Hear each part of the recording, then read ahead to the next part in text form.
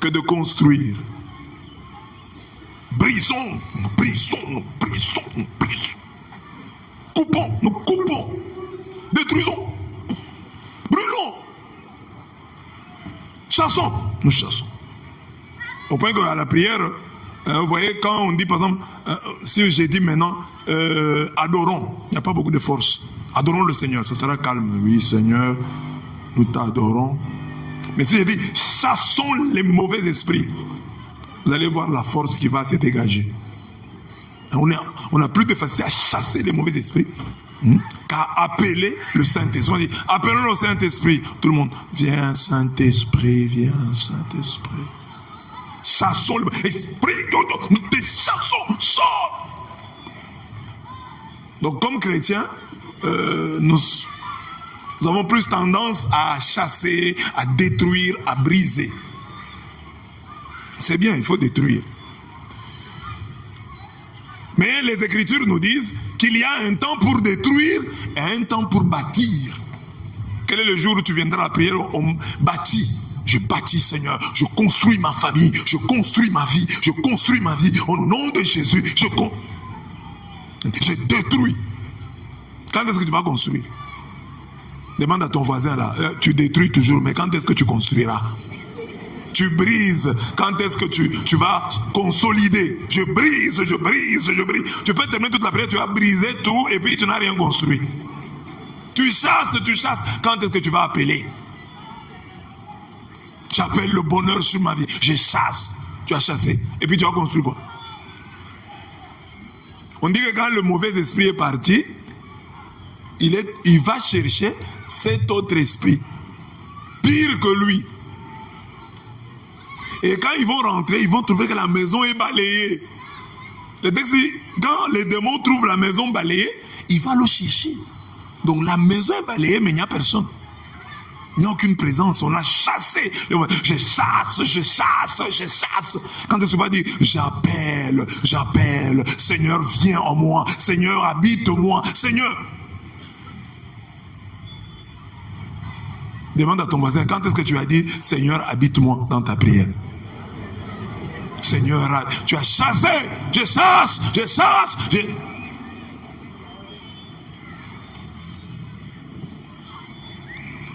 Vous savez que normalement dans l'église catholique, il vous est interdit, vous chrétiens, de vous adresser aux démons. Vous savez ça? Hein? C'est le travail des exorcistes. Vous devez seulement prier, demander à Dieu de vous délivrer. Mais aujourd'hui, les chrétiens disent, je chasse Satan. J'ai vu une prière quelque part qui dit, toi Satan, toi le petit Satan. Ah, j'ai dit, papa. Donc, je manque du respect à Satan. Parce qu'on dit l'archange Michel, Jude 9. On dit l'archange Michel, Michael là, que vous invoquez là. On dit qu'il n'a pas parlé en mal du diable. Je pense à la prière, on peut dire maintenant, bien-aimés, crions sur Satan. Genre, wouh! C'est interdit. Tu ne peux pas crier sur Satan. L'archange Michel, Jude 9, on dit il n'a pas manqué de respect à Satan. Il a respecté Satan, il dit que Dieu te réprime. Ça veut dire Satan sort, que Dieu lui-même s'occupe de toi. Moi je ne peux pas. Ça, archange Michel. Mais toi c'est dit Satan, je te chasse, imbécile. Si quelqu'un nous dit dans la prière, insultons Satan. Si je n'avais pas, bon, avant cet enseignement, si je vous avais dit maintenant, bien-aimés, nous allons insulter Satan. Qui n'allait pas l'insulter? Jude 9, Jude n'a pas de chapitre, hein, il n'a que des versets. Jude 9, on dit que quand Satan s'est disputé, disputé avec l'archange Michel, le corps de Moïse, il n'osa pas porter contre lui un jugement injurieux. Il ne l'insulta pas. L'archange Michel, le chef de la milice céleste, n'a pas insulté le diable, mais toi tu insultes le diable. Chez nous au Congo, il y a une prière. Maintenant, je prends Satan, bon, je tourne avec lui, je le jette par terre, bon, je saute sur lui, bon, je lui donne des coups, bon.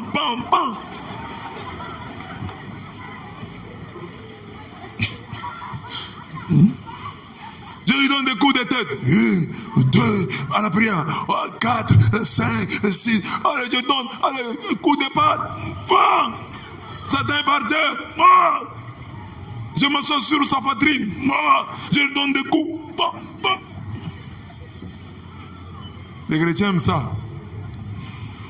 On va faire ça à la fin. Hein?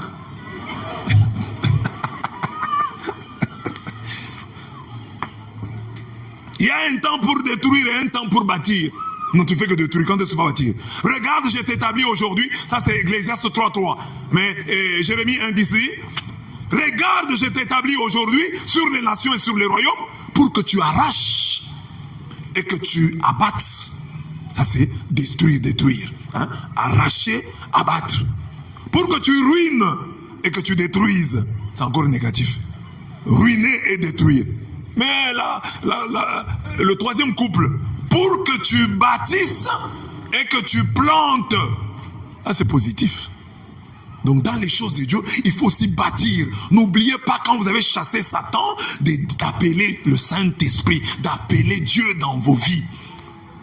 Quand vous avez chassé la pauvreté, d'appeler la richesse. Il y a des gens qui ont chassé la pauvreté est partie, mais la richesse n'est pas arrivée.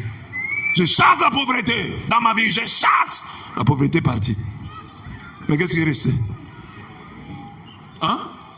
Vide. Demande à ton voisin, là, tu avais chassé l'autre fois la pauvreté, non? Demande à ton voisin, l'autre fois tu avais chassé la pauvreté, non? Où est la richesse? Tu as chassé la pauvreté, mais tu n'as pas appelé la richesse. Et tu es ce que tu es là. La pauvreté n'est pas là, mais la richesse non plus n'est pas là. Tu es entre les deux. Détruire est plus facile que construire. Briser est plus facile que consolider, que conserver. Critiquer est plus facile que apprécier. C'est pourquoi les gens, hein, même ici à la campagne, quand on dit qu'est-ce qui a été positif, il faut voir les gens n'auront pas beaucoup de choses. Bon, ils diront peut-être certaines choses. Mais quand on dit qu'est-ce qui a été négatif?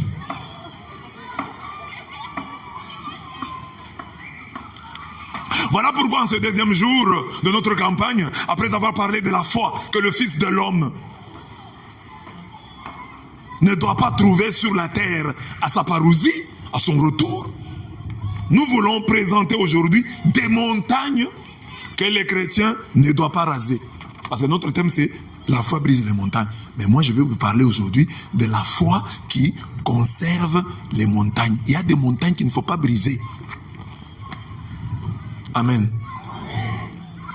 Il y a des montagnes qu'il ne faut pas briser. Il faut d'abord les garder. Ce sont ces montagnes-là que tu ne brises pas qui t'aideront à briser les montagnes à briser. Parce qu'il y a des montagnes à briser et des montagnes à ne pas briser. Ce sont les montagnes qu'on ne doit pas raser. Ce sont les montagnes d'où nous devons puiser la force pour raser les montagnes négatives de nos vies. Donc il y a des montagnes positives. Il ne faut pas les raser. Il ne faut pas les briser. Celles-là, il faut les conserver. Celles-là, il faut les gagner.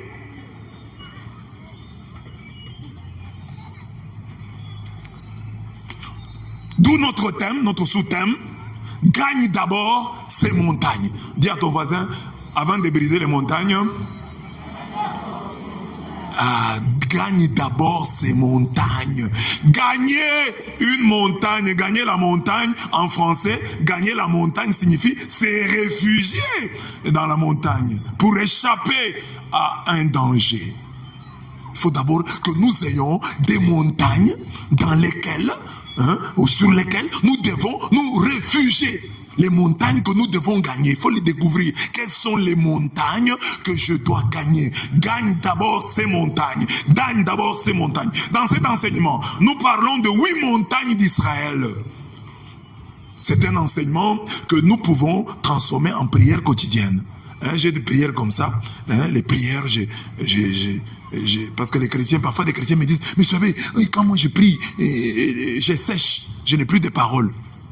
Alors j'ai créé autant de prières qui permettent aux chrétiens, prier avec les chiffres. 1, 2, 3, 4, 5, 6, 7, 8, 9, 10, 11, 12. Hein? Tu peux prier jusqu'à 5, prier jusqu'à 7, prier jusqu'à 10. C'est plus facile. Seigneur, chiffre 1, tu es le seul Dieu. Sois l'unique décideur dans ma vie. Seigneur, numéro 2, il y a 2 chemins devant moi. Donne-moi de choisir le bon. 3, tu es ressuscité le 3e jour. Ressuscite-moi aujourd'hui. 4, tu es le Dieu. Au jardin d'Éden, il y avait 4 fleuves. Tu es le Dieu des opportunités. Donne-moi des opportunités. 5, donne-moi la victoire sur les ennemis. 6, tu m'as créé le 6e jour, que mon visage brille. 7, tu t'es reposé le 7e jour, que je me repose aussi. 8, tu as élevé David, le 8e enfant, élève-moi aussi. 9, tu es mort à la 9e heure. Tu as dit, tout est accompli, que tout s'accomplisse dans ma vie. 10, tu as dit, j'établirai la différence et vous verrez la différence, parce que les enfants d'Israël ont demandé, Daniel, Shadrach et Meshach ont demandé 10 jours au roi de Babylone. Donnez-nous 10 jours. Nous n'allons pas manger vos histoires là, mais vous verrez que nous aurons une bonne mine. Le 10, c'est le chiffre de la différence. Mais la différence entre moi et les autres. Voilà. Même quand tu es paresseux, tu peux prier avec, tu as quand même de la matière. Parce qu'il y en a qui commencent à prier, Seigneur, mon Dieu, je te prie, parce que quand je te prie, je te prierai toujours pour prier. Pour prier, quand je prierai, je vais prier encore pour...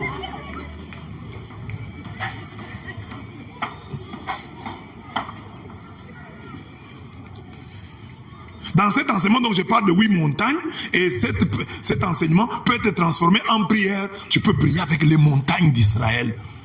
Seigneur, à telle montagne tu as fait comme ça, je demande cette grâce. Seigneur, à telle montagne tu as fait ça, je demande cette grâce. À telle montagne tu as fait ça, je demande cette grâce. Pour moi et pour ma famille, à telle montagne. Donc tu as les 8 montagnes, tu peux prier. J'ai fait 8 montagnes, pour ne pas vous prendre trop de temps, je pouvais mettre 10 montagnes, mais j'ai mis 2. J'ai éliminé 2 pour aller vite.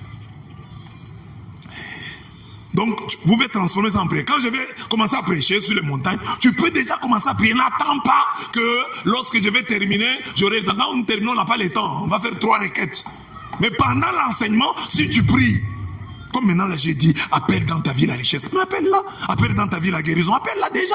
Seigneur, je chasse la maladie, j'appelle la guérison. Je chasse la pauvreté, j'appelle la richesse. Je convoque la richesse dans ma vie. Tu peux déjà, dans ton cœur, là, tu es en train de prier alors qu'on est en train de prêcher. N'attends pas la fin. Tu n'auras pas le temps.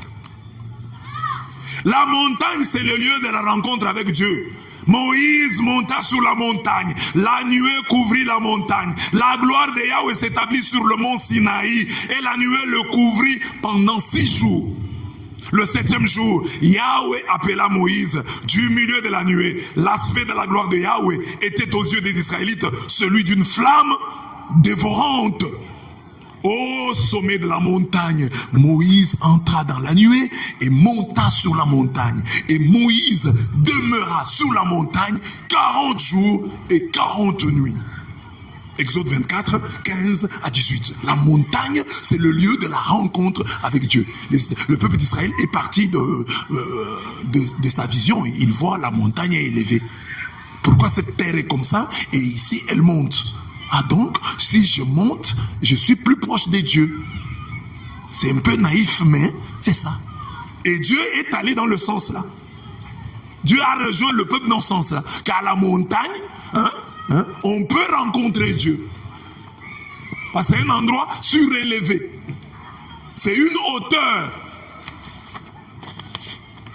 C'est pas pour rien que même Jésus, le cénacle, c'est la chambre haute. C'est pas pour rien que le prophète Élisée est logé chez la Shunamite à l'étage. C'est physique. Mais c'est aussi spirituel. La hauteur. La montagne t'appelle à la hauteur. La montagne t'appelle à la hauteur. J'irai vers la montagne où tu m'attends, Seigneur. J'irai vers la montagne, là-haut dans ta maison. À chaque montagne, Dieu se présente d'une manière particulière. La particularité de chaque montagne vient des événements historiques qui s'y sont déroulés et qui constituent pour nous des grâces à demander et à recevoir de notre Dieu. Première montagne, le mont Ararat. Dis à ton voisin, le mont Ararat. Le mont Ararat est dans la Bible. Il est dans la Bible, Genèse 17, 1 à 4. Que dit la Bible? Au temps de Noé, quand Noé, il y a eu, après les déluges, on dit quoi? Alors Dieu se souvint de Noé, de toutes les bêtes et de tous les animaux des champs qui étaient avec lui dans l'arche. Dieu fit souffler un vent qui assécha la terre et les eaux se retirèrent. Les fontaines du fond de la mer et les écluses du ciel se fermèrent. La pluie s'arrêta de tomber. Les eaux se retirèrent de sur la terre avec des flux et des reflux. Elles baissèrent dès la fin des 150 jours. Au 17e jour du 7e mois, l'arche se posa sur le mont Ararat. Après la pluie, l'arche de Noé s'est posée sur le mont Ararat. Dis à ton voisin, le mont Ararat. Ne détruis pas, ne brise pas le mont Ararat. Ah, ça veut dire quoi? Mont Ararat, ça nous appelle à quoi? Il y a toujours des déluges. Il y a ici le Covid. Chez nous, là, il y a Ebola. Il y a toujours des déluges, des fléaux, des dieux sur la terre. Comme il y a eu le déluge cette fois-là. Mais Noé et sa famille ont été préservés. Les animaux qui ont cru en leur message. Parce que c'est curieux, hein? C'est un texte mythique, mais il porte une vérité. Donc Noé a prêché, a convaincu le lion à entrer dans l'arche. Lion, cherche ton épouse, entrez. Le lion. Éléphant, cherche ton épouse, entrez. L'éléphant est entré. Il a pris même la baleine. Alors vous imaginez, la baleine était où? Dans l'arche. La baleine était dans l'eau. Dans l'arche, la baleine était où? Il a convaincu la baleine avec son épouse. Baleine, prends ta femme, entre dans l'arche. Couple. Amen. Demande à ton voisin, où est ton épouse, où est ton époux? Toi, tu viens dans l'arche seul. Les lions ont convaincu la lionne. La lionne a convaincu les lions, ils sont tous venus. Toi, tu es seul ici. Pourtant, tu es marié. Où est ton mari? Où est ta femme?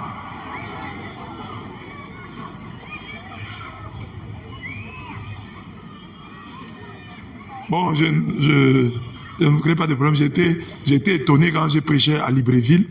J'ai dit aux gens, venez, je vais prier pour vous, ceux qui n'ont pas de mariage. J'ai vu des grandes mamans venir. J'ai dit, maman, vous priez pour vos enfants, dit pour nous. J'ai dit, ah, vous n'avez pas encore de mariage? Dit, non. J'ai dit, oh, c'est pas moi, je pensais que vous veniez pour vos enfants, dit pour nous.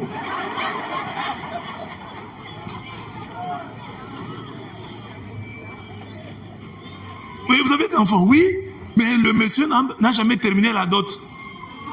Il n'y a jamais eu de mariage religieux. Mais nous avons 4 enfants. Alors les mamans sont venues aussi pour prier, pour que Dieu leur donne le mariage. Parce que celles qu'elles ont là, ce n'est pas mariage. C'est concubinage. Demande à la maman qui est à côté de toi si elle a une alliance au doigt. L'alliance, montrez l'alliance. Montrez l'alliance. Alors, tu n'as pas l'alliance, tu as un problème. Mais oui, tu dois avoir l'alliance. Donc tu ne communies pas. Donc tu viens à l'église, on dit heureux les invités au repas de noces de l'agneau. Toi tu es malheureux donc. Chaque jour à la messe on dit heureux.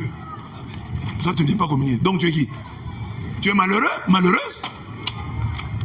Et puis on dit heureux les invités. C'est une préparation au repas éternel. Donc tu n'assisteras pas. Chaque fois on fait la répétition de ce que voici l'agneau de Dieu. Heureux les invités. Toi tu ne participes pas. Tu participeras ce jour-là. Tu es là, tu n'es pas marié religieusement. Chaque jour, il y a communion, tu ne communies pas. Tu vas communier au sel.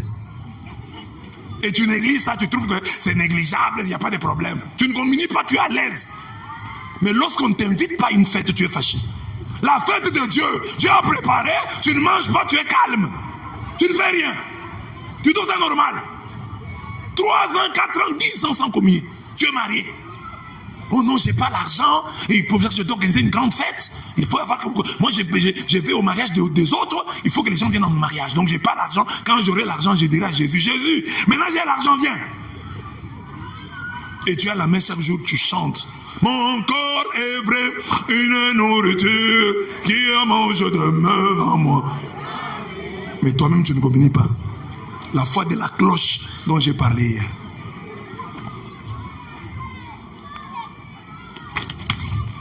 Le mont Ararat, c'est la montagne du repos des préservés. Dieu a préservé Noé, sa femme, ses enfants. Il avait 3 enfants. Et leurs femmes. Au total, 8 personnes. Lui et sa femme. Et chaque enfant avec sa femme. Donc, 4 couples, 8 personnes préservées.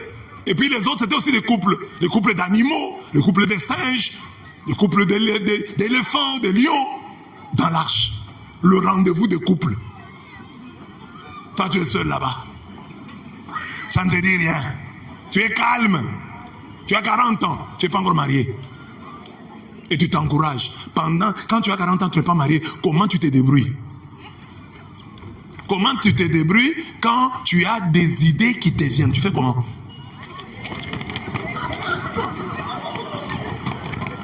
Donc tu vis dans l'impureté. De manière permanente. Parce que tu n'es pas consacré. Tu n'es pas consacré. Tu es comme ça. Tu n'es pas marié, tu n'es pas consacré. Mais 40 ans, tu n'as pas de femme. Tu n'as pas de mari. Tu fais comment? Comment tu te débrouilles? Donc tu vis dans le péché.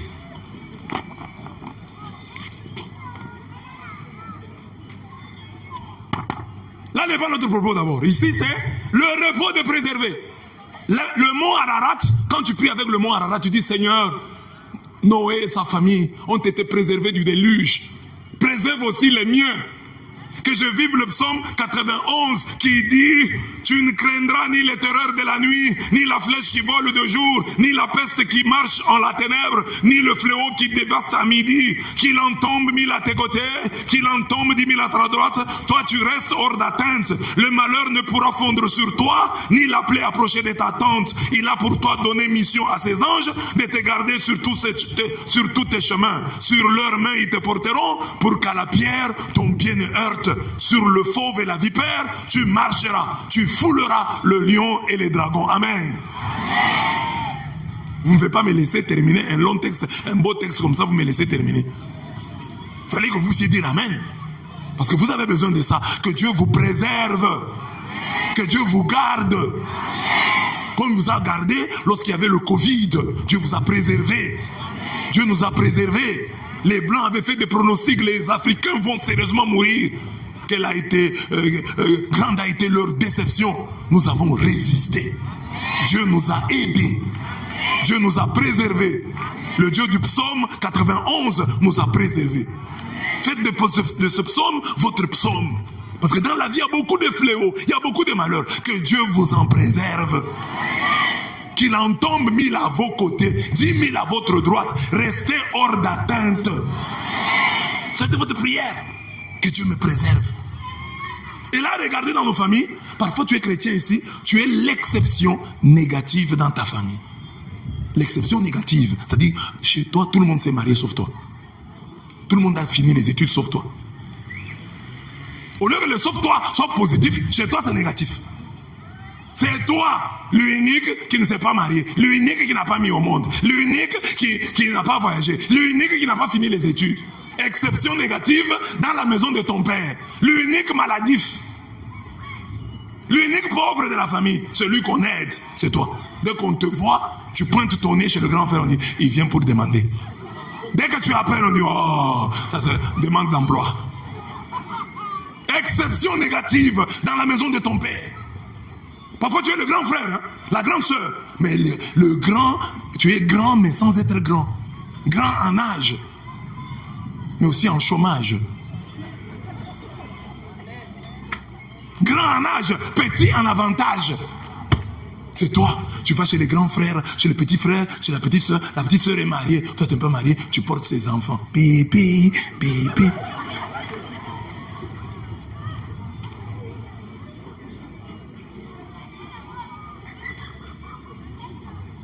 C'est pas normal, ça doit te révolter. J'ai dit ça pour que ça te révolte et que tu pries, Seigneur, c'est pas normal.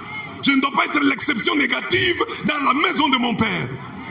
Je ne peux pas être l'exception négative dans ta maison. Même ici à l'église, vous allez voir, quand nous allons terminer la prière, il y a des gens qui vont prendre leur véhicule. Donc, je ne dois pas. Seul, il part seul, avec un grand véhicule, seul. Toi, tu t'arrêteras là-bas pour...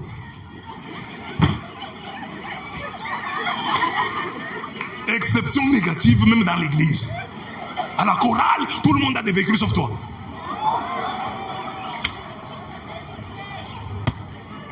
Ça doit te révolter. Pourquoi moi? Pourquoi ça? Ça doit te faire entrer en prière. Ne néglige pas cette dimension. Oh, il n'y a pas de problème. Il y a un problème. Il y a un problème. Ah, c'est pas un problème. Les véhicules, c'est quoi? Les véhicules, c'est quoi? Il faut d'abord en avoir. Et puis tu vas dire c'est quoi? Ne nous trompe pas. Si on te donne, tu vas prendre. Les véhicules, c'est quoi? Les véhicules, c'est quelque chose. Il faut en avoir. Ne sois pas l'exception négative ici. Nous refusons les exceptions négatives. Que le Dieu que nous prions te bénisse. Que Dieu que nous prions t'élève. Que Dieu que nous prions te donne. Nous sommes restés longtemps, surtout nous les catholiques. Oh non, on dit les blancs, les européens sont venus nous tromper, que heureux les pauvres en esprit. Heureux les pauvres. Alors, c'est pourquoi les catholiques sont pauvres. Au point qu'un prêtre de chez nous disait une fois qu'il est allé au marché de notre diocèse, là, dans notre ville, là, il arrive au marché. Quand il est allé là où on vendait des habits de luxe, il n'était pas connu. Quand on vend des radios, des télévisions, post-téléviseurs, radios, habits de luxe, boutiques, on ne le connaît pas. Dès qu'il s'est déplacé, il est allé chez les mamans qui vendent la braise. Mais c'est là, mais bonjour! C'est là que s'est retrouvé les catholiques.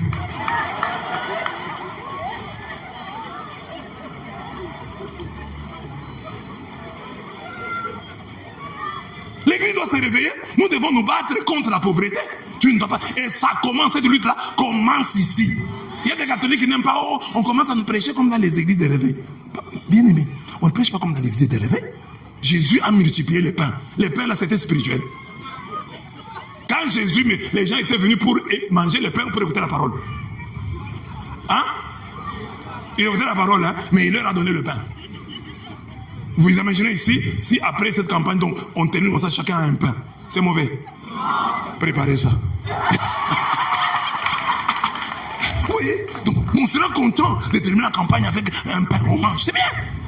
Alors pourquoi Jésus, vous ne voulez pas ça? Non, non, les histoires-là, vous commencez à prêcher des histoires d'argent. Donc, nous, chez les catholiques, nous devons être pauvres. Vous ne voyez pas le papa, une papa mobile. Ça coûte cher, hein? Faut pas blaguer. Oh non, voilà, nous sommes comme ça, la pauvreté. Ça, c'est un enseignement qui n'est pas bon. Nous devons vous dire de vous battre. Déjà, quand quelqu'un prie déjà, il se met devant Dieu. Seigneur, bénis-moi. Ça change, moi je suis convaincu, ça change sa manière d'être. Oh non, voilà, la richesse est mauvaise. La richesse est mauvaise. Oh, les riches sont orgueilleux. Demande à Dieu, Seigneur, donne-moi la richesse, enlève l'orgueil. Dieu peut prendre l'orgueil des riches là et te donner la richesse, mais tu es toujours humble. Oh, les riches vont aller en enfer. C'est toi qui vas aller au ciel. L'enfer et le ciel. Tu n'as pas réussi sur la terre. Tu prétends entrer au ciel. Sur la terre où c'est facile de trouver un lopin de terre, tu n'as pas trouvé. Seulement au ciel. Tu dois avoir ta terre. Tu dois cesser d'être locataire. Dis à ton voisin que Dieu te donne ta terre. Cesse d'être locataire. Voilà pourquoi il faut prier. Seigneur, donne-moi un bailleur, un propriétaire méchant. Comme ça, je vais payer ma parcelle. Parce que si tu as un bailleur, bon, il dit non, vous n'avez pas payé, il n'y a pas de problème, vous payerez quand tu n'achèteras jamais. Il faut que tu trouves un bailleur très compliqué, qui donne comme loi. Vous les locataires, vous n'entrez dans les installations sanitaires que les jours impairs, les jours pairs. Ou les jours qui ont re à l'intérieur. Mardi, mercredi, vendredi. C'est le jour où vous allez entrer dans les installations sanitaires. Ça, c'est la loi du propriétaire. Maintenant, quand tu es là, vendredi, tu te trouves dans les installations. ou jeudi, tu te trouves dans les installations. Papa, tu es entré dans les installations jeudi? Non, non, nous sommes jeudi. Tu vas ajouter R à jeudi. Donc, mais si tu as un bailleur qui est bon avec toi, tu vas rester locataire toute ta vie. Il faut trouver une Pénina. Anna, la future maman de Samuel, est allée prier autrement quand Pénina, sa rivale, l'avait insulté. Ton mari t'aime, c'est vrai, mais mets au monde, on va voir. Hey, tu ne mets pas au monde malgré les prières, tu ne mets pas au monde malgré l'amour de notre mari. Mets au monde. Anna dit non, non, elle est allée prier. Elle est venue là, à Silo, elle est allée là-bas, elle priait. On n'entendait pas la voix, mais elle priait avec amertume, au point que le prêtre a cru qu'elle était ivre. Maman, tu es ivre, quitte ici. Je ne suis pas ivre, monsieur l'abbé. La souffrance que j'ai une rivale qui m'insulte. Mais toi, tu as une rivale qui ne t'insulte pas. Tu ne prieras pas? Tu as des gens qui te laissent. Tu as des prédicateurs qui te laissent. Tu ne prieras pas. Tu ne sortiras pas de la pauvreté. Il faut que tu trouves des gens qui sont durs avec toi. Même les enfants, il faut que tu aies des enfants durs. Parce qu'il y a des parents qui ont des enfants qui ne sont pas durs. Nous, notre papa, notre premier poste téléviseur, papa nous l'a payé parce que nous étions allés voir un match chez le voisin. Et le voisin ne voulait pas. On était debout, hein, mais le voisin a pris de l'eau et nous a jeté dessus. Nous sommes rentrés à la maison, nous avons dit à papa, mais pourquoi nous n'avons pas de poste téléviseur? Papa est allé payer. Donc les enfants peuvent aider leurs parents à aller de l'avant. Parce que tu es chrétien ici, il y a des gens qui sont des chrétiens ici. La nuit là, tu fermes même la porte de ta maison. Demande à ton voisin, hier tu as fermé la porte, hein? Tu as fermé la porte de ta maison, non? C'est pour préserver quoi? Qu'est-ce qu'il y a dans ta maison là qu'on va voler? Un voleur chez nous là est entré dans la maison de quelqu'un. Il entre dans la maison de quelqu'un pour voler la nuit. D'abord pour entrer, il a eu des difficultés. La porte est fermée hermétiquement. Mais il a travaillé 3 heures. Finalement, il a cassé la porte, il est entré. Il entre dans la maison, il trouve le monsieur là qui était endormi à même le sol avec sa femme. Il les a giflés. Il dit, vous m'avez fait faire un travail inutile. Qu'est-ce que je peux voler dans cette maison, imbécile? Vous avez me fermé à double tour. Il y a quoi dans cette maison?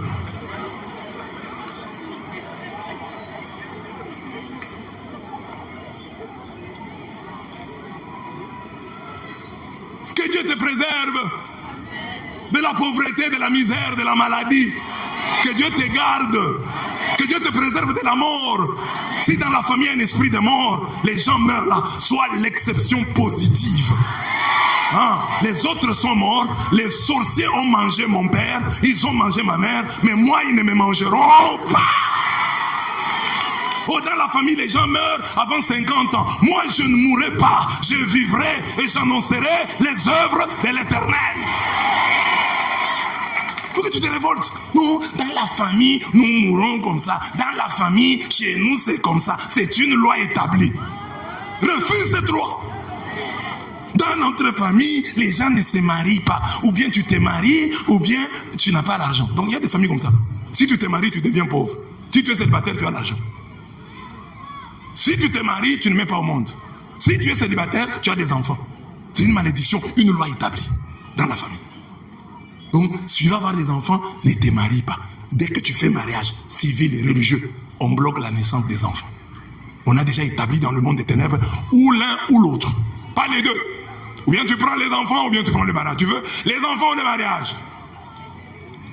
Ah, voilà, que Dieu te donne les deux. Que dans la famille, et ça fait du bien hein, d'être l'excellent. Surtout nous, parce que moi, je suis le grand frère. Moi, je suis le grand frère. Et que Dieu m'ait béni. Ça fait du bien. Tu restes vraiment un grand frère. Donc tout le monde t'appelle. Grand frère. Oh, oui. Mais tu es grand frère, c'est toi qui dois aller chez le petit. Ah, c'est pas beau. C'est pas intéressant. Lorsque Dieu nous préserve des déluges de la vie, il nous installe sur la montagne en sa présence. C'est ça le mot Ararat. la montagne, le repos de préserver, que Dieu m'amène à Ararat, après m'avoir préservé de la mort, qu'il ne me laisse pas dans le déluge, qu'il ne me laisse pas dans les eaux, qu'il m'amène dans les hauteurs. Sur le mont Ararat, il m'a préservé, c'est bien, mais je dois être dans les hauteurs. Il y a des gens qui sont préservés de la mort, mais qui vivent dans la misère. Le Dieu qui t'a préservé doit t'élever, doit te donner le repos de préserver. Il ne t'a pas préservé pour que tu trimes, il t'a préservé pour que tu vives dans les hauteurs. Que Dieu t'amène au mont Ararat. Que Dieu t'amène au mont Ararat. Ne brise pas le mont Ararat, mais gagne le mont Ararat. Que Dieu qui t'a préservé t'élève. Tu n'es pas en vie pour « Oh Seigneur, je suis en vie », mais tu as mangé quoi? Seigneur, je suis en vie et tu m'as élevé. Que Dieu te donne les deux. Pas seulement « Oh Seigneur, j'ai le souffle de vie ». Le souffle de vie est une vie de bonne qualité. Le souffle de vie est une vie abondante. Dis à ton voisin, c'est possible en Jésus-Christ. Dis-lui, c'est possible en Jésus-Christ. Répète-lui, c'est possible en Jésus-Christ. C'est ça le mont Ararat. Que Dieu t'amène là-bas, dans cette hauteur-là. Oh non, cette montagne ne doit pas la briser. Tu dois la désirer, tu dois la gagner. Tu m'as préservé, amène-moi dans les hauteurs. Et quand il est préservé, regardez, on dit ici, Noé construisit un hôtel à Yahweh. Quand après, il construisit un hôtel à Yahweh. Il prit de tous les animaux purs et de tous les oiseaux purs et offrit des holocaustes sur l'autel. Yahweh respira l'agréable odeur et s'est dit en lui-même. Quand il a offert, après avoir été préservé, il a offert à Dieu. Dieu a respiré l'odeur, l'agréable odeur du sacrifice. Et Dieu a décidé, je ne maudirai plus jamais la terre à cause de l'homme. Parce que les desseins du cœur de l'homme sont mauvais de son enfance. Plus jamais je ne frapperai tous les vivants comme je l'ai fait.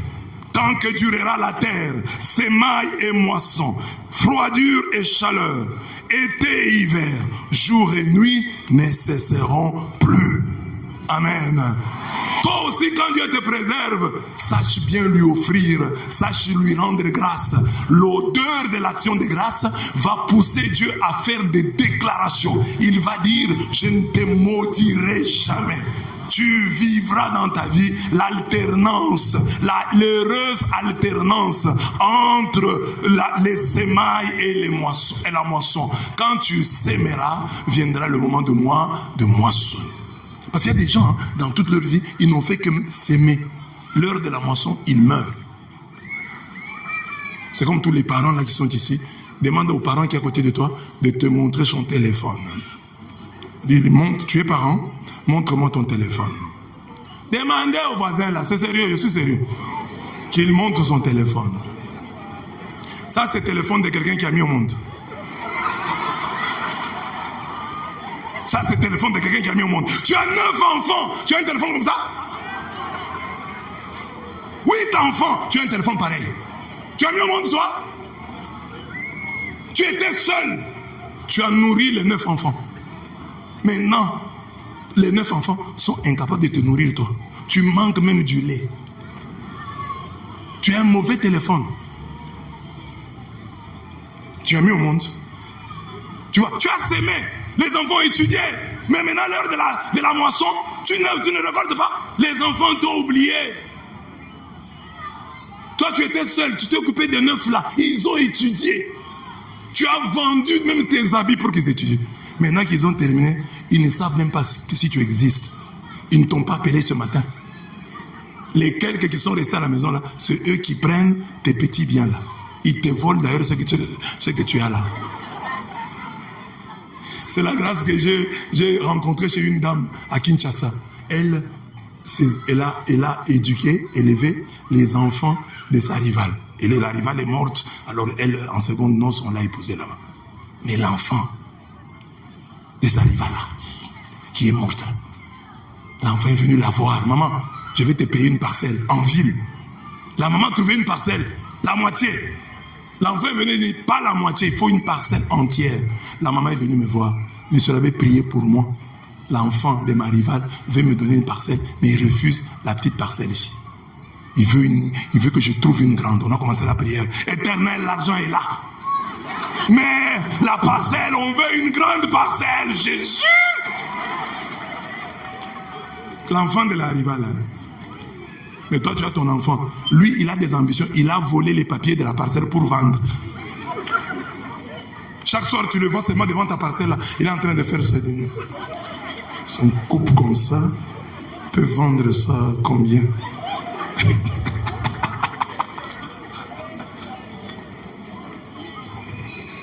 Il veut vendre la parcelle et fuir. Aller en Europe. Te laisser dans les problèmes.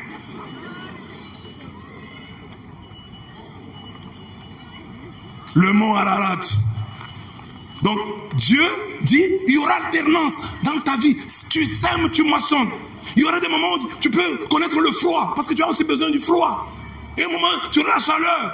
Je vais alterner les deux dans ta vie. Ta vie ne sera pas seulement monotone, non. Il y aura variation, il y aura variété. Il y aura été et hiver. Il y aura jour et nuit. Ta vie ne sera pas une nuit permanente, non. Il y aura jour et nuit. Tu as besoin de la nuit. Même si c'est fait noir, tu as besoin de la nuit pour te reposer. Tu vas être toute ta vie, tu travailles comme si c'était le jour. Non, il faut un moment que tu te reposes. Et Dieu dit ça parce que l'homme, Noé, après avoir été préservé, après avoir été amené à la montagne Ararat, il a rendu grâce à Dieu. Et Dieu a, après l'action de grâce, Dieu a ajouté notre bénédiction. Il dit, je ne maudirai plus la terre à cause de l'homme. Dieu a conclu une alliance. Je ne vous détruirai plus. Je vous préserve et je vous préserverai. Je vous ai gardé, je vous garderai encore. Je vous ai protégé, je vous protégerai encore. Une fois préservé sur le mont Ararat, l'homme doit offrir à Dieu une offrande d'agréable odeur. Une fois cette odeur respirée, Dieu promet non seulement de préserver l'homme, mais de le bénir diversement en alternant dans sa vie semailles et moissons, froidure et chaleur, été, hiver, jour et nuit. Il y a un moment pour tout et un temps pour toutes choses sous le ciel. Un temps pour pleurer et un temps pour rire. Un temps pour gémir et un temps pour danser. Ah voilà. Toi tu n'as fait que gémir. Il faut que tu danses.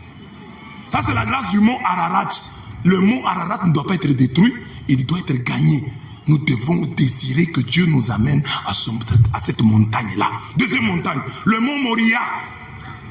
C'est la montagne du sacrifice, du sourire. Qu'est-ce qui s'est passé à Moria? C'est à Moria que Dieu a dit à Abraham de lui sacrifier son fils Isaac. Genèse 22, 2. Dieu dit à Abraham, prends ton fils, ton unique, que tu chéris, Isaac, et va-t'en au pays de Moria. Et là, tu l'offriras en holocauste sur une montagne que je t'indiquerai. Donc Moria, c'est une chaîne montagneuse.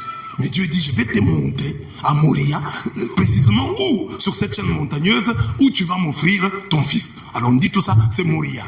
La montagne du sacrifice. Pourquoi j'ai dit le sacrifice du sourire? Parce que Isaac signifie sourire.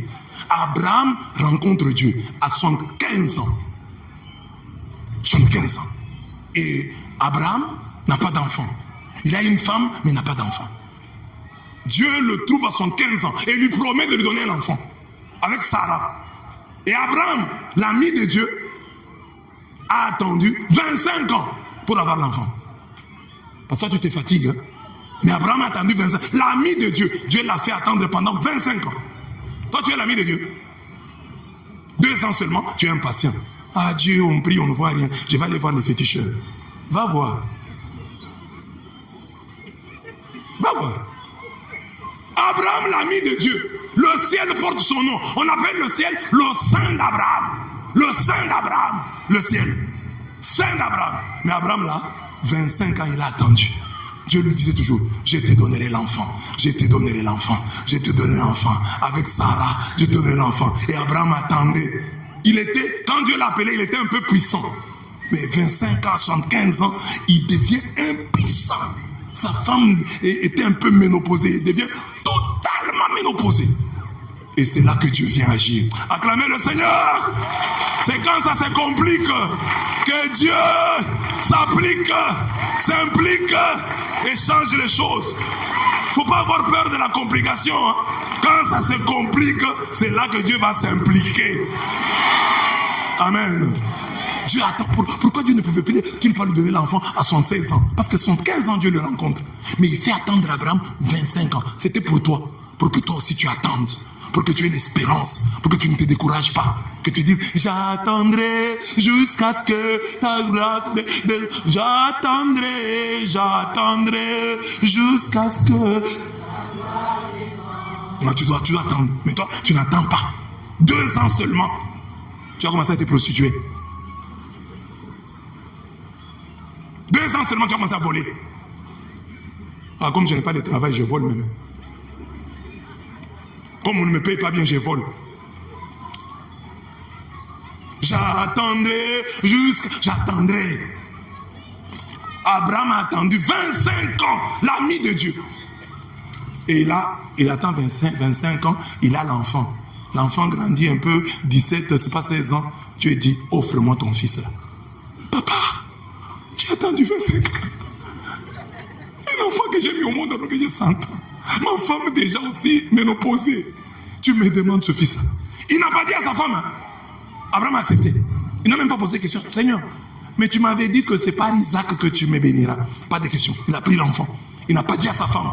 Parce qu'il y a des histoires, il ne faut pas dire à votre femme. Les gens qui vous disent là qu'il faut tout dire à votre femme sont des menteurs. Il ne faut pas dire tout à votre femme. Il n'est pas prêtre. Il n'est pas votre confesseur. Elle n'est pas votre confesseuse. Même votre mari, il ne faut pas tout lui dire. Mais je vous dis, bon, vous voulez dire tout à votre mari? Essayez aujourd'hui, hein, quand vous sortez là, vous voyez un bel homme, dites-lui, ah, ça, ce bel homme, je l'aime. Ça va bien se terminer. Même vous qui êtes marié, un homme, dites à votre femme, cette femme est belle. Hein. Je viens d'avoir des sentiments pour elle. Vous allez vivre. Dès que tu arrives à la maison, tu demandes de l'eau. Va demander à la fille là. Va demander à la fille. Tu as dit que tu as des sentiments pour cette fille. Va demander. Moi, je ne peux pas donner de l'eau. Moi, je donne de l'eau. Et toi, tu as des sentiments pour d'autres filles. Je ne donne pas.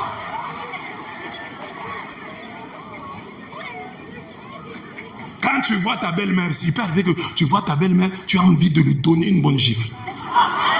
Parce que une belle-mère très compliquée, il te complique la vie. Tu vas dire ça à ton mari. Mon mari, quand je vois ta maman, j'ai envie de lui donner.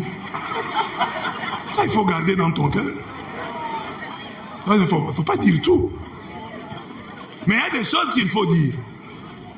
Parce que sinon, demain, ça aura des problèmes. Par exemple, l'ami à ton mari te fait la cour. Tu ne dis pas. Le jour, il va apprendre. Donc, tu étais d'accord. Le jour, il apprend. Donc, tu étais d'accord. Parce que son ami peut lui confesser. Mon cher, j'ai commis une erreur. J'avais fait la cour à ta femme. C'est vrai. Mais il ne m'a jamais dit. Ma femme, mon ami t'a fait la cour. Pourquoi tu ne peux pas dire? Ah, il faut dire ça, il faut dire. Mais il y a des choses que tu ne peux pas dire. Ce qui te passe par la tête, ne lui dis pas. C'est le problème. Et puis, il faut savoir les gérer. Toi, par exemple, tu es une fille, tu as eu une histoire, tu es sorti avec 24 hommes. Avant le mariage. Maintenant, tu dis à ton mari, je suis sorti avec 24 hommes. Vous ne vivrez jamais en paix.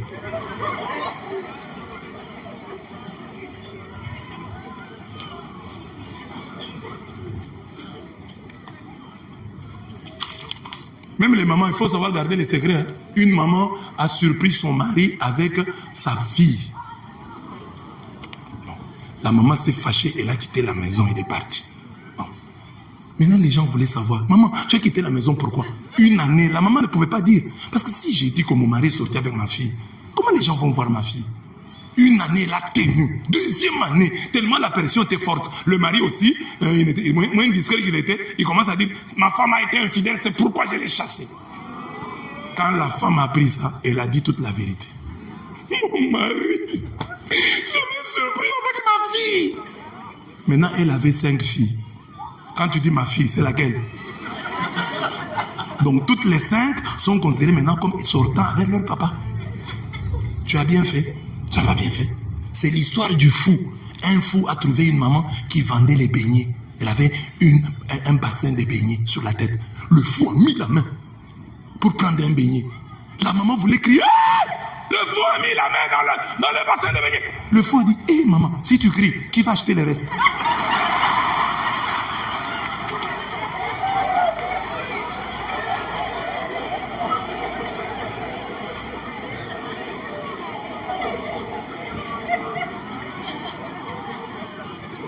Tu as d'autres filles, tu dis, mon mari est sorti avec ma fille. Mais maintenant, les gens vont dire, ils vont distinguer la fille. Les gens tels qui sont méchants là, ils vont distinguer la fille. Ils vont dire, non, il est sorti avec telle fille, mais pas avec d'autres. Ce papa-là sort avec ses filles. C'est plus facile. Alors, il y a des choses, tu dois mourir avec. Tu ne peux pas dire. Tu es une maman, meurs avec. Pour le bien de tes enfants. Alors, Abraham refuse de raconter à Sarah ce que Dieu lui a demandé. Il prend Isaac, il l'amène au mont Moria pour le sacrifier. Et quand il lève la main, il veut tuer Isaac. Dieu dit, arrête, je sais maintenant que tu m'aimes. Voilà ce que je vais faire, je vais te bénir. Parce que c'est à Moria que Abraham a montré qu'il était prêt à tout. Parce que nous chantons, prends tout, oui, prends tout, Seigneur. Oui, prends tout, Seigneur. Tu es sûr? Mais Abraham, lui, quand il chantait, s'il pouvait chanter ça, c'était vrai. Parce que quand Dieu lui a demandé son fils, et le texte dit, ton fils, ton unique. Il n'en avait pas deux. Ton fils, ton unique. Oui, il avait Ismaël, mais Dieu ne comptait pas Ismaël. Le fils, ton fils, ton unique. Et Abraham était prêt. Il a levé la main. Il a lié le fils. Il l'a lié. Il l'a posé sur l'autel. Et le fils était bon. Hein? Il n'a pas parlé.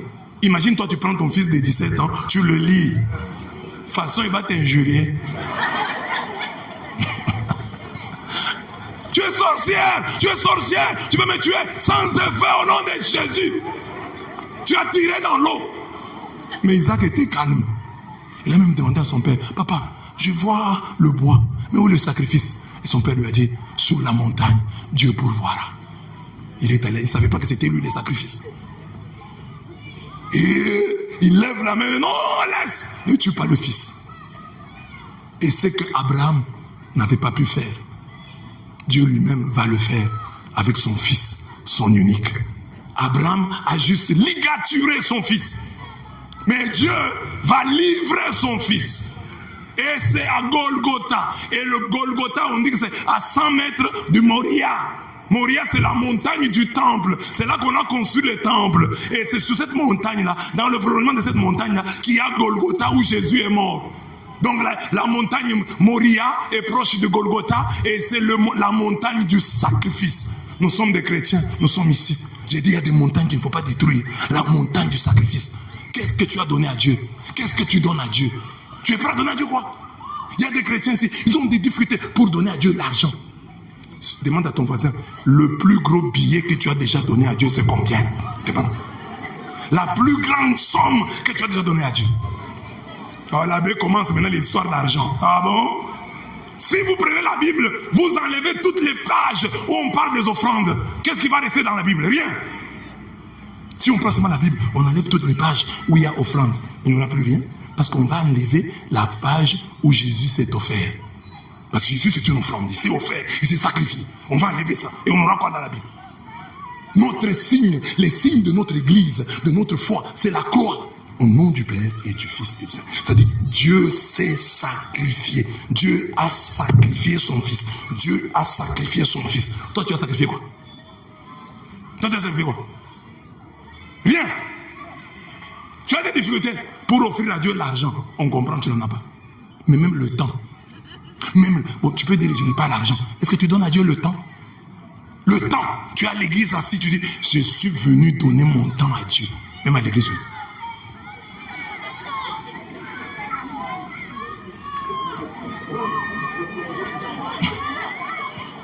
Mais ailleurs, quand tu es dans un bar, dans une fête, oh, tu ne regardes pas le temps qui coule. Tu danses toute la nuit. Tu vas à une fête de mariage. On vous fait attendre le repas à 3h du matin. On amène là les bananes plantains. À 3h, vous commencez à manger ça comme des sorciers. Là, tu es patient. Tu as attendu jusqu'à la nuit. Le couple est arrivé en retard, tu étais capable. Mais à l'église.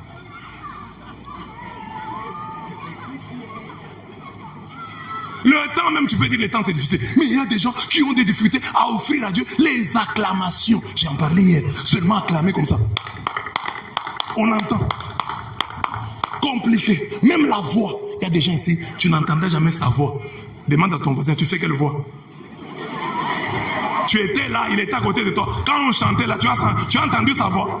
Lui, il chante toujours intérieurement.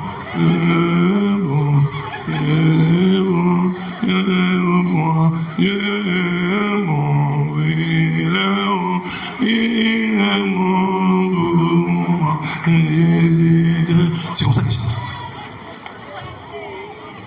On n'a jamais entendu ta voix comme ça. Tu chantes à haute voix, tu chantes Dieu. Même pour chanter difficile, acclamer difficile, même se mettre debout. Lèvons-nous. À l'église, tu te lèves pas. Lèvez les mains. Notre Père, tu commences bien.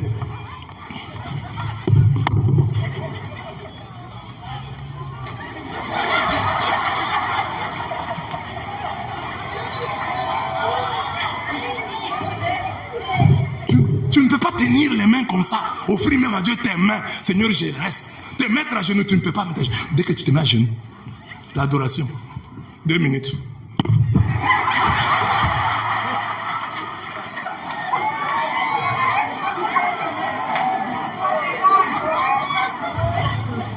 Tu dis le poids de l'âge, mais même quand tu étais jeune, tu faisais ça.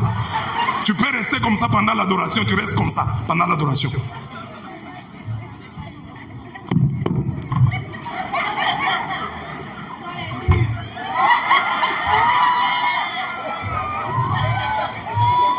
Parce que tu veux dire non, offrir l'argent c'est compliqué. J'ai dit le temps, tu as du mal. Les acclamations, tu as du mal. La voix, même à la messe comme ça. Le Seigneur soit avec vous. Et avec vous. Tu ne réponds pas, le Seigneur soit avec vous.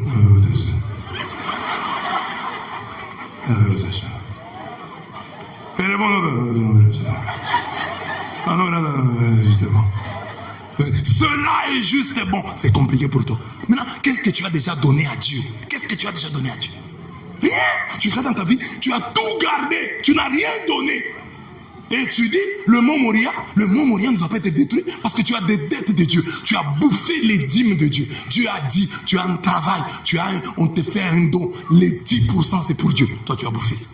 Toute ta vie, tu as bouffé ça. Dieu a dit, le premier salaire, tu le lui donnes. C'est lui qui mérite ton premier salaire. Tu as bouffé. Premier salaire, tu as bouffé. Dîme, tu bouffes. Action de grâce, il y a l'offrande d'action de grâce. Dieu te bénit, ton enfant termine les études. Tu dois préparer une offrande.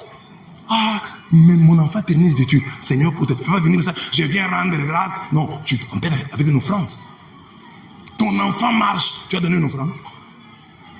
Parce que si l'enfant ne marche pas, tu vas te révolter contre Seigneur, mon enfant ne marche pas, pourquoi?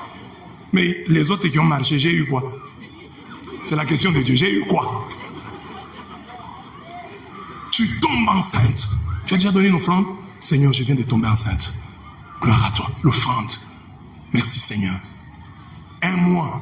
Ça fait déjà 1 mois, papa. Il y a d'autres qui avortent. Il y avait une menace d'avortement, papa. Tu as maintenu l'enfant. Offrande. J'ai connu un couple à Kinshasa. Ils n'avaient pas d'enfant. Dès qu'ils ont eu, la femme est tombée enceinte, ils m'ont donné une offrande. Quelques jours après, avortement. J'avais déjà mangé l'offrande.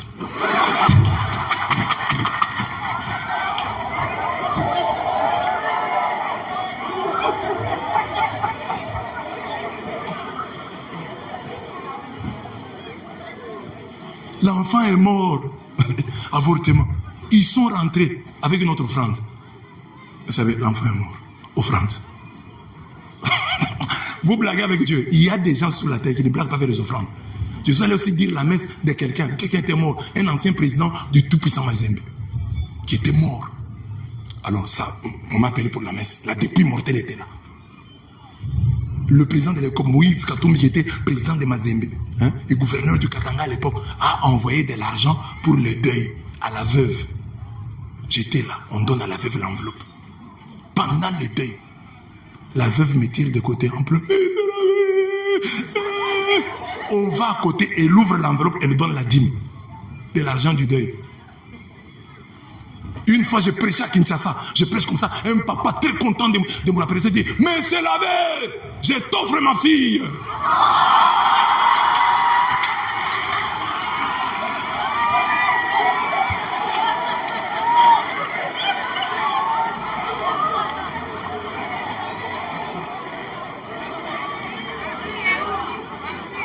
Amen.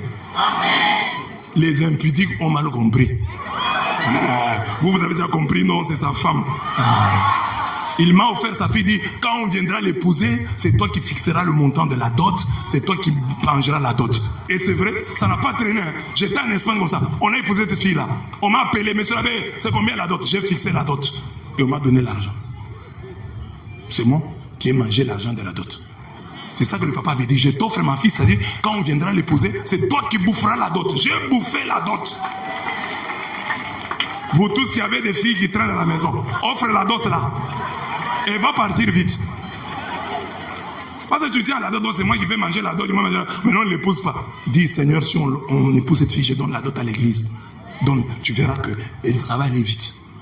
Mais toi, tu gardes chaud, c'est moi, toi, tu dois manger la dot. Elle est là, on ne l'épouse pas. Tu as eu chaud. Donc, il y a des gens qui ne blaguent pas avec les offrandes. Toi, tu blagues. Non, je n'ai pas l'offrande. Qu'est-ce que je vais donner? Je n'ai rien. Tu n'as rien. Et les gens pensent que lorsqu'on prêche sur les offrandes, c'est de l'arnaque, on veut vous arnaquer. Moi-même, moi, je suis prêtre, moi-même, je donne des offrandes. Parce que, par exemple, quand on a épousé cette fille-là, j'ai donné la dîme. Parce que j'ai eu peur, j'ai dit, la fille d'autrui, c'est moi qui ai fixé la dot. Maintenant, si je mange sur cet argent et qu'elle a des complications, non. J'ai appelé un prêtre et dit, mon cher, prends la dîme. Comme ça, on est à deux. En cas de problème, j'ai dit, mon frère, tu n'as pas prié. J'avais donné la dîme. Donc même moi, je dois donner la dîme. Si je veux que Dieu me bénisse, je dois donner la dîme. Dernièrement, j'ai construit l'église là. J'avais des problèmes d'argent, etc. Alors je suis allé soutenir un jeune prêtre qui construisait. Je n'avais pas d'argent. J'ai fait une offrande, sacrifice. J'ai pris $1000 que j'avais, j'ai donné. Pour la peinture de cette nouvelle église là. Hein? Mais après, je donne aujourd'hui le soir. La nuit là, on m'appelle. La personne qui m'avait promis de m'aider là m'appelle. Vous savez, vous êtes où? J'étais en voyage. J'ai dit, ah, mes 1000 francs, mes $1000 sont allés chercher de l'argent. Donc si vous pensez qu'on vous prêche sur les offrandes pour vous bouffer votre argent, c'est une erreur monumentale. Si tu ne sais pas donner au prêtre qui te prêche sur l'offrande, donne même à un autre prêtre. Mais au moins donne. Si tu crois que celui qui te prêche là, il veut bouffer ton argent, cherche un prêtre du village, de ton village là, donne-lui. Parce que tu crois que quand moi je prêche, c'est pour que tu me donnes moi. Non, ne me donne pas. Va donner au prêtre du village. Comme ça, tu as donné ta dîme. Oh non, je ne donne pas. Les abbés veulent nous bouffer l'argent. Non, c'est une loi. Beaucoup de chrétiens commettent l'erreur de croire qu'en venant après, Seigneur, bénis-moi, donne-moi l'argent. Et tu vas recevoir l'argent. L'argent, ça ne se reçoit pas comme ça. L'argent se reçoit par les offrandes et les dons. C'est quand tu aides les pauvres, tu donnes à l'église, tu soutiens l'église, tu soutiens les ministres, que Dieu va ouvrir les chemins. Ce n'est pas en priant, Seigneur, j'appelle l'argent, j'apprête ma poche, verse l'argent. Tu n'en auras jamais. Moria, qu'est-ce que tu as offert à Dieu? Et quand tu venais donner l'offrande ici, vous savez, Dieu ne regarde pas ce que vous avez donné, Dieu regarde ce que vous avez gardé. Quand tu mets l'argent, tu dis, ah, tu avais 2000 francs. Moi, tu me donnes 300. Toi, tu gardes 1300. 1700. Tu es qui? C'est ainsi que dans l'évangile, on voit Jésus posté à côté de l'offrande. Qu'est-ce que Jésus faisait à côté de l'offrande? Pour qu'une veuve donne. Amen, amen. Il dérange même les dirigeants. Amen, amen. Cette veuve va donner plus que tout le monde. Jésus à la messe. Donc Jésus est là. Chaque fois que tu viens à l'offrande ici, chaque fois que nous sommes à la prière, adorons le Seigneur. Jésus est dans le coin. Quittez là-bas. Vous êtes des farceurs. Eh, bénissons, demandons pardon, Jésus. Jésus attend au moment de l'offrande. Maintenant, nous allons offrir à Dieu. Jésus s'approche maintenant, il se met à côté.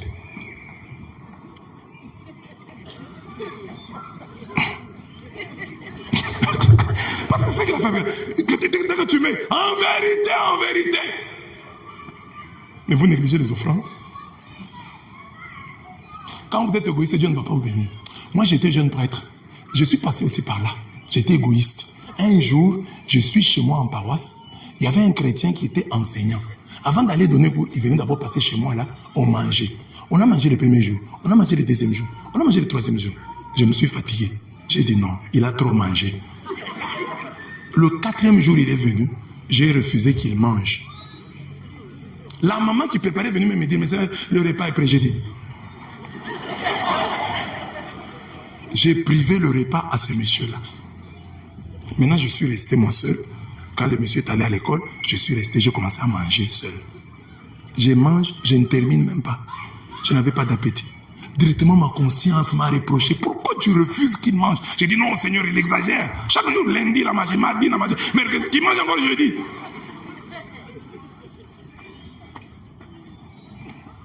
Et j'ai eu mal au cœur. Je suis allé le chercher, je ne l'ai pas trouvé. Il était déjà parti. Et le soir, quand je suis comme ça, je vois un pauvre qui vient. Monsieur l'abbé, aide-moi. J'ai dit, monsieur, tu as mangé? Il dit non. Je lui ai donné le repas là, pour me donner une bonne conscience. Et depuis lors, j'ai compris que ça ne sert à rien de refuser aux gens le repas. Je vous donne tes témoignages là, parfois les gens le prennent mal, mais je dois le donner. Moi, je suis prêtre dans la paroisse où je suis, ça fait 10 ans.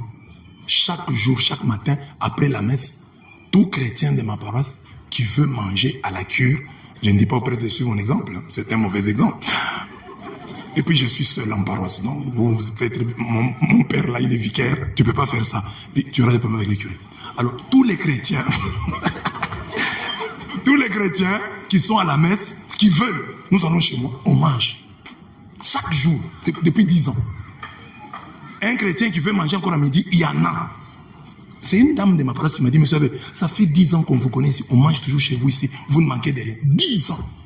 Je mange avec tous les chrétiens. Tout chrétien qui veut manger, vient manger chez moi. Chaque jour. 10 ans. Vous vous êtes tués, hein? On va dire non, mais ça avait dit ça pour nous arnaquer. Lui-même, là, moi, je mange avec les chrétiens chaque jour. C'est pas tout le monde qui vient, mais tous ceux qui veulent, il y en a des chrétiens. Il y a des chrétiens orgueilleux, comme il y en a parmi vous qui ne viendront jamais. Bon, ça ne fait rien. Mais les humbles, là, les pauvres, viennent manger. Ils savent que si nous allons chez les curés, il y a un pain pour nous, nous allons manger. Si nous restons même à midi, on va manger le repas de midi avec les curés. 10 ans, je n'ai jamais manqué. Donc c'est pour dire, hein, c'est possible. La générosité, ce n'est pas quelque chose, on vous prêche pour vous arnaquer. Si c'était une arnaque, moi-même je n'allais pas faire ça.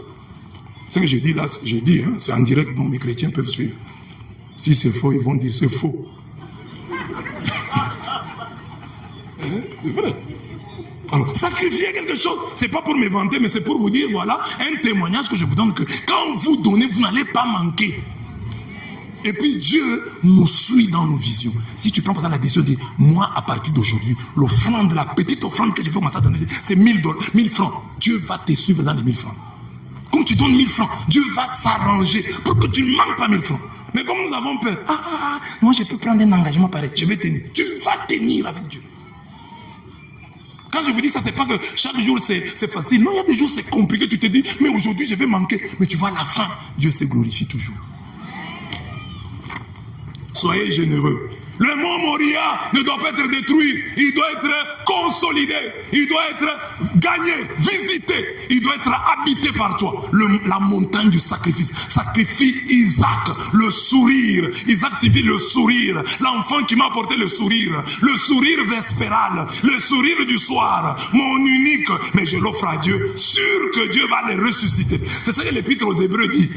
L'auteur de l'épître aux Hébreux dit, quand Moïse et quand Abraham a offert Isaac, c'est que quelque part, il croyait que Dieu allait ressusciter. Il croyait que même si je tue Isaac ici, Dieu le ressuscitera. Parce que Dieu est fidèle à ses promesses. Il a dit qu'il me rendra grand par Isaac. Il va le faire. Isaac ne mourra pas. Isaac sera ressuscité par Dieu. C'est ça la foi. Le mont Sinaï. La montagne de 3 merveilles. Au mont Sinaï, il y a eu 3 choses. La première chose, c'est la révélation du nom de Dieu. C'est là. Le mont Sinaï, c'est le même, le mont Horeb. On l'appelle Sinaï ou Horeb, c'est le même. Hein? Donc, comme vous voyez, le mont Sinaï, le mont Horeb, c'est la même montagne. Mais qu'est-ce qui s'est passé au Sinaï? La révélation du nom de Dieu. Dieu appelle Moïse. Moïse dit à Dieu, mais papa, je vais aller dire à ce peuple que tu m'as appelé, que tu m'as envoyé. S'il me demande ton nom, qu'est-ce que je vais leur dire? Dieu leur dit, Dieu dit à Moïse, tu leur diras, ayez, Asher, ayez, m'a envoyé. Ayez, Asher, ayez. Je suis qui je suis. Je suis celui qui est. Mais les exégètes disent, je suis qui je serai. C'est-à-dire que je me manifesterai dans ton histoire. Je ne te dis pas ce que je suis. Marchons ensemble. Tu découvriras chemin faisant qui je suis. C'est ça le Dieu que nous prions. Ayez, Asher, ayez. C'est de là que vient le nom Yahweh. Éternel. Seigneur. Le Dieu qui se révèle dans ton histoire. Je ne te donne pas le nom. Je ne te dis pas que je suis. Je ne veux pas que tu me limites. Mais marchons, tu me découvriras chemin faisant. Et c'est ce qu'Israël a fait. Il marche, il a faim. Dieu donne la manne. La nuit, il devient colonne de feu. Le jour, colonne de nuée. Il s'adapte à ta situation. Amen. Que Dieu soit cela dans ta vie. Qui ne soit pas seulement le Dieu des prières, mais qui soit aussi le Dieu de l'exaucement. Qui ne soit pas seulement le Dieu de la communion, qui soit aussi le Dieu du pain. Qui te donne vraiment le pain comme ça. Pas seulement le Dieu du spirituel, mais qui soit aussi le Dieu du matériel. Qui s'adapte à ta situation. Tu es malade, il devient le médecin. Tu manques de pain, il devient le boulanger. Tu manques du courant, il fait nuit, il devient la Société nationale d'électricité. Amen. Il se révélera chemin faisant. C'est ça son nom. Je ne te donne pas le nom, mais cheminons. Dieu a des surprises agréables. Chemine avec lui. Marche avec lui. Tu verras des surprises.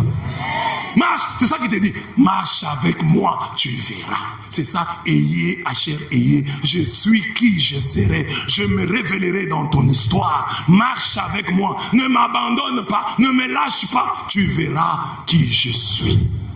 Amen. Dis à ton voisin, ayez, Asher, ayez. Ça veut dire, je suis qui je sais, je serai. Dis-lui, je suis, Dieu te dit, je suis qui je serai. Ça, c'est à Sinaï, la révélation de Dieu. Mais bien aimé, il y a beaucoup de gens qui prient, mais qui ne connaissent pas Dieu. Seigneur! Tu connais ce Dieu-là, tu l'as rencontré. Non, c'est ce que M. l'abbé Blaise nous a dit. Il faut que tu... Parce que quand tu as rencontré Dieu, c'est différent. Parce que, imaginez, hein, même nous les prêtres, hein, nous faut interpréter comme ça, on n'a jamais rencontré Dieu. Nous avons les témoignages chez nous d'un prêtre, l'abbé Kibouila. L'abbé Kibouila dit qu'il est entré au séminaire. Il était jeune, intelligent, la paroisse. Bon, il a entré au séminaire. Il était content de voir les prêtres en aube, en chasuble. Ça lui plaisait beaucoup, il est entré. Et il est devenu prêtre. Comme il était intelligent, dernière année, il réussissait. Et il est devenu prêtre. Il dit quand il était prêtre, jeune prêtre, un bon vivant. Il était dans les boîtes de nuit, il prenait la bière comme il voulait. Il n'avait pas de discipline personnelle. Jusqu'au jour où, à une fête, il croise une femme sur son chemin. Une belle femme. Il la croise comme ça. Juste le temps de se retourner. Parce que quand les hommes rencontrent les femmes, ils veulent voir le devant, mais aussi le derrière. Alors il a rencontré la femme, l'abbé s'est retourné pour voir la femme. La femme avait disparu. C'est ça, c'est le début de sa méditation. Donc toute la joie que j'ai, tout ce que j'ai fait ici, ça peut disparaître comme cette femme. Et cette femme c'est qui? Quelle est cette femme qui a disparu comme ça? Je l'ai vue, juste le temps de me retourner, elle avait disparu. Il est parti où? Et il est devenu l'abbé Kibouila que nous connaissons maintenant de l'école de foi, de l'école de prière à Kinshasa. Il a une école de prière. Là-bas, il forme les gens à la prière. C'est déjà un aîné, il a grandi. Mais c'est ça. Mais il était entré au séminaire sans avoir rencontré Dieu. Bon, il avait peut-être rencontré du séminaire, mais il l'a rencontré quand il était déjà devenu prêtre. Donc ne dites pas, oh je connais Dieu, je l'ai rencontré. Non, les choses que tu fais là montrent que tu n'as jamais rencontré Dieu. Les choses que tu fais là, tu t'en passes. Quelqu'un qui a rencontré Dieu peut faire ça que tu sais que toi tu fais. Quelqu'un qui a rencontré Dieu, on te prêche, tu commences à dire c'est faux. Parce que si tu as rencontré Dieu, il y a des choses même que Dieu t'a dites que moi je ne peux jamais te dire. Tu dois avoir une longueur d'avance sur le prédicateur. Quand je prêche, moi je dis non, mais ce là, il n'est pas entré. Ce qu'il a dit là, c'est le niveau, c'est l'ABC. Il y a un autre niveau. Comme moi j'ai un fils spirituel, lui a décidé de lui-même de ne plus donner la dîme. Il donne déjà le 30% de son salaire. Qui lui a prêché ça lui-même? Il dit non. Pourquoi? Abraham a donné la dîme. Et nous continuons à donner la dîme. Nous sommes en Jésus-Christ, le médiateur d'une alliance fondée sur de mes promesses. Nous continuons à donner 10% comme Abraham. Non, nous devons dépasser Abraham. Lui donne déjà 30%. Et il a déjà dit à Dieu, si tu me bénis encore, on va commencer à partager avec toi 50-50. Tu vois, c'est une autre dimension. C'est lui-même comme chrétien, il a trouvé ça. C'est pas quelqu'un qui lui a prêché ça. Lui-même a découvert ça. Donc, faut pas être... Quand tu vas rencontrer Dieu, Dieu va te dire même des choses au-delà de ce qu'on te prêche. Il y a des gens qui se confessent, hein. Il y a des gens qui se confessent. Un abbé, un prêtre de chez nous est allé en Espagne. Il est en Espagne, récollection des prêtres avec l'évêque. L'évêque d'Espagne, un blanc, vient auprès de notre jeune prêtre congolais en Espagne. L'évêque vient se confesser. C'est pas encore grave. L'évêque se confesse. Quand le prêtre commence à donner des conseils, comme nous vous donnons là aux pénitents, l'évêque prend note. Le prêtre congolais m'a appelé et dit, mais ça me blesse, nous blaguons avec la confession. L'évêque d'Espagne où je suis, il se confesse, je lui donne des conseils, il prend note. Oui. L'évêque. Donc il a une autre dimension dans la foi que toi tu n'as pas. Toi tu as encore des problèmes pour te confesser. Que j'aille dire mes péchés au prêtre. Non, tu peux dire. Tu refuses avec tes péchés. Comme s'ils étaient beaux. Je ne peux pas dire je ne peux pas me confesser. Que moi je me confesse auprès de Jésus-Christ. L'évêque là se met à genoux devant un prêtre congolais, un jeune. Et il se confesse. Les prêtres congolais commencent à donner des conseils. L'évêque prend bonne note. Oui, mon père. Si padre. D'accord. Il prend note. Évêque. Et toi tu dis, non, moi je ne vais pas me confesser. Tu es évêque. L'évêque se confesse. Et il se confesse vraiment. Au mont Sinaï, la révélation de la sainteté de Dieu. C'est là que Dieu révèle. Donc parce que quand Dieu se révèle là, il y a de la fumée, il y a des tonnerres. Moïse, le peuple qui a vu ça, le peuple a commencé à trembler. Dieu a dit, c'est ça que je voulais. Pour que vous puissiez me craindre. Il y a des théophanies à la montagne, au mont Sinaï. Il y a eu des théophanies, des manifestations de Dieu qui ont poussé le peuple à craindre, à découvrir la sainteté de Dieu. Parce que quand nous disons tu es saint, en français nous croyons que Dieu ne pêche pas. Mais quand on dit dans la Bible que Dieu est saint, en hébreu on dit kadosh, kadosh, kadosh. Ça signifie redoutable, redoutable, redoutable. C'est-à-dire celui qu'on doit craindre, celui qu'on doit craindre, celui qu'on doit craindre. C'est ainsi que vous voyez Isaïe 6, quand Dieu se manifeste comme le saint, Isaïe a peur. Il dit, moi, j'ai des lèvres impures, et j'habite au milieu d'un peuple aux lèvres impures, et j'ai vu le saint, je vais mourir. C'est Dieu qui le calme, non, tu ne vas pas mourir. Le redoutable. Est-ce que tu redoutes encore Dieu? Tu as encore peur de Dieu? À chaque messe là, on te présente, on dit, voici l'agneau de Dieu qui enlève le péché du monde. C'est ça ta conception, tu ne vois que l'agneau. Mais cet agneau de Dieu, c'est aussi le lion de la tribu de Juda. À la messe, il devient agneau. Mais au dernier jour, il sera lion. Toi, tu me mangeais comme ça. Papa, je crois que tu étais agneau. On t'a aussi prêché que je suis le lion. Donc si l'agneau, mon bêlement d'agneau, te rapproche de moi, mon rugissement de lion doit t'inspirer la crainte. Je ne suis pas ton ami. Même si je te dis que je suis ton ami, ne crois pas. Quand je dis, je ne vous appelle pas mes serviteurs, je vous appelle mes... Il ne faut pas croire à ça. Bon, il faut croire, mais tout en ne pas croyant pas. Dieu est là, le créateur. Le feu dévorant devient ton ami. Le créateur du ciel et de la terre. Dieu dit un mot et la chose arrive. Ton ami. C'est une manière de parler pour se rapprocher de toi. C'est comme tu vois, le chef de l'État se rapproche de toi, tu es mon ami. Maintenant, toi, tu commences à l'appeler par son nom. Petit président, viens ici. Non. Il reste toujours le président, mais c'est lui qui se rapproche de toi. Toi, tu dois le respecter. C'est ça Dieu. Il dit, je ne vous appelle plus, ça veut dire, tu dois craindre Dieu. Combien de chrétiens s'y craignent Dieu? Je prends seulement l'exemple à l'église, la génuflexion que tu fais. Tu entres à l'église, regarde ta génuflexion. Regarde ton signe de croix, surtout quand le repas est là. Tu as du mal pour aller ici, aller ici. Au nom du Père, ça marche. Tu te mets à genoux vraiment. Je l'ai montré ici. Tu crains Dieu. Tu vérifies l'argent que tu lui donnes. Le billet déchiré, là, c'est ça que tu donnes à Dieu. Le billet qu'on a refusé au marché, c'est ça que tu donnes à Dieu. Tu crains Dieu? C'est ça à Sinaï. Dieu s'est manifesté, a manifesté sa sainteté, sa redoutabilité. On ne se moque pas de Dieu. C'est qu'un homme aura semé, il va le récolter. Il y a des gens qui viennent ici, à l'église. Il a, comme tu es là, tu es à l'église, je le disais ce matin. Tu viens à l'église, à la campagne, avec les habits acquis malhonnêtement. Par exemple, toutes les filles qui sont venues ici, avec les habits qui leur ont été offerts par des sugar daddy. Tu viens avec ça à la campagne. Tu es en train de défier Dieu. Tu dis à Dieu, Seigneur, tu ne m'as rien donné. Mais regarde la prostitution. Elle m'habille, Seigneur. Ces chaussures ici, c'est la prostitution. Avant de venir à la campagne, regarde, choisis les habits qu'il faut amener. Porte les habits que tu as acquis honnêtement. Tu viens à l'église avec un téléphone que t'a donné le mari d'autrui. Et dans ce téléphone-là, il y a la Bible. Dans ce téléphone-là, il y a une sextape de toi. Dans le téléphone-là, il y a un film pornographique. Tu passes ici, Bible. Tu vas là-bas, sextape. Tu vas là-bas, pornographie. Tu crains Dieu? Tu as mélangé Dieu et pornographie dans le même téléphone. Tu crains Dieu? Et tu n'as même pas la Bible. Tu as le téléphone là, ici. Tu l'as. Il y a des histoires dans ton téléphone là. Si j'ai dit ce soir, tous les chrétiens laissez vos téléphones ici. Qui va laisser son téléphone? Qu'on vérifie. Non, nous ne sommes pas venus pour ça. Nous sommes venus pour chercher le Seigneur. Parce que ton téléphone... J'ai vu un garçon qui était venu chez moi le soir comme ça. Il vient chez moi, il reste là, on parlait. Et puis il est parti. Il a oublié son téléphone.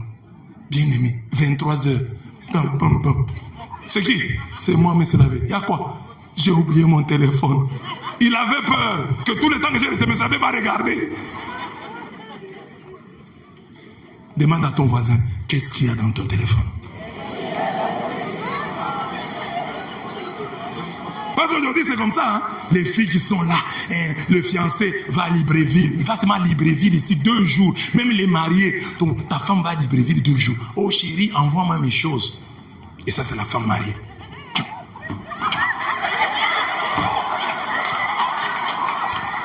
Elle envoie. Les téléphones, c'était pour ça. Les téléphones, c'était pour ça. Oh, envoie-moi mes choses. Une dame de chez nous, là, elle est étudiée dans une école, là. Elle a laissé son mari au village, là. Elle est allée prier et étudier à Kinshasa. Et qu'est-ce qu'elle fait? Son mari, au village, non, envoie-moi mes choses. Elle se filme. Elle ne connaît pas utiliser WhatsApp. Elle envoie dans le groupe.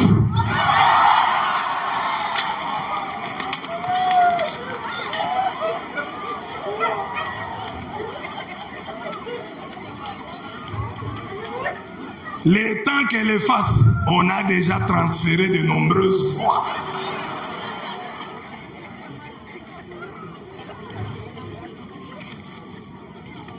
Mais Dieu peut... Hein? Tu as commis l'adultère. Tu n'as même pas la honte de te filmer. Nous avons dépassé le niveau. Même, hein? Donc, même Sodome et Gomorrhe, ils n'avaient pas de téléphone. Hein? Mais nous filmons notre impudicité. Quelqu'un qui se filme. Il se filme lui-même. Il garde le film. Donc tu as déjà péché, mais tu gardes les souvenirs du péché. Le soir, tu te mets là, tu regardes comment tu étais acteur.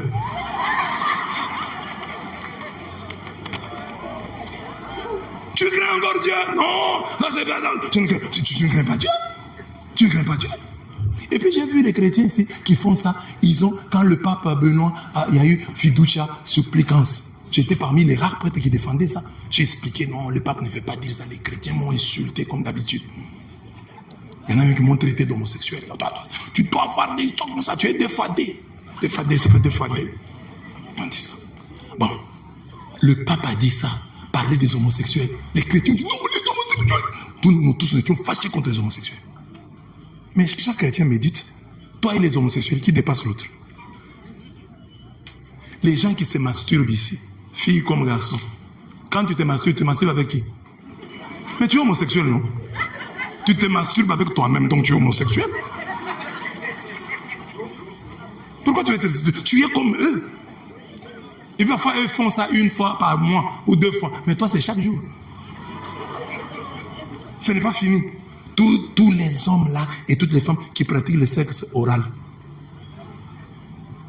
Vous et les homosexuels. Je m'excuse, hein, je prêche. Les homosexuels, là, ils vont derrière. Là où il y a le caca, là, c'est là qu'ils vont. Mais toi, tu mets dans la bouche où tu reçois le corps du Christ. Qui est plus fou? La même bouche là qui prêche la parole de Dieu, la même bouche là qui reçoit le corps du Christ, c'est la même bouche là qui fait ça. Lui, il dit, mettez ça là où il y a le caca.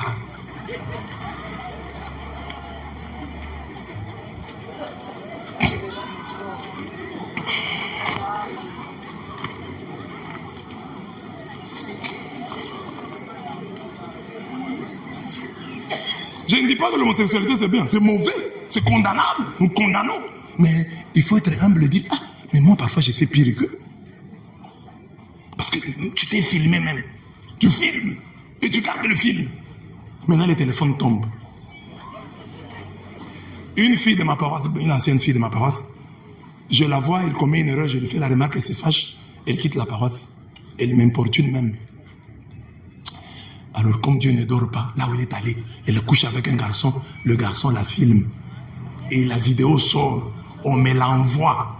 J'ai regardé. Maman envoyé, j'allais faire quoi? On a envoyé, moi je ne sais pas, je tape comme ça pour ouvrir, je vois. J'ai vu. Ce n'était même pas beau. Les habits ici nous rendent beaux.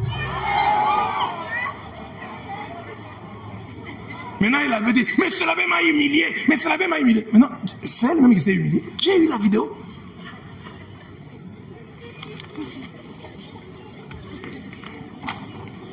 Craignons Dieu. Il y a des choses, hein, tu ne peux pas faire dans la vie d'une... Non, non, j'ai craint ça, je ne peux pas faire. Tu ne peux pas faire. Comme un garçon m'avait avoué, mais vous savez, vous voyez, vous, les gens craignent l'église ici. Moi, j'ai déjà couché avec une fille à l'église. Ah, tu as couché avec une fille à l'église. Il y a des chrétiens ici qui volent l'argent de la quête. Moi, j'ai prêché la campagne à Kinshasa dans une paroisse 3 reprises. Chaque fois que j'ai prêché, on me dit que le frère qui gardait l'argent a fui avec. Une fois, je suis allé prêcher dans une paroisse toujours à Kinshasa. Là. Je prêche comme ça. Les derniers jours, il m'impose une sorte, non, mais savez, prends le panier, on va donner l'offrande du prédicateur. Je prends le panier. Je suis là. Les gens commencent à mettre l'argent. Je vois. Quelqu'un m'a mis $20, j'ai vu. J'ai vu mes $20 là-bas. Quand on me remet l'argent, il n'y a pas $20. Tout est en francs congolais. On a changé pour moi. À quel taux? À quel taux? Quelqu'un a volé les $20. Il y a des chrétiens qui volent l'argent des offrandes. Et c'est un scandale que dans nos paroisses, parfois, vous trouvez la caisse des offrandes avec cadenas. La caisse des offrandes avec cadenas. C'est-à-dire qu'on confesse qu'ici, il y a des voleurs d'offrandes. Tout le monde admet qu'il y a des voleurs. Si vous ne cadenassez pas la caisse ici, on va voler. Demande à ton voisin, as-tu déjà volé l'argent de l'offrande?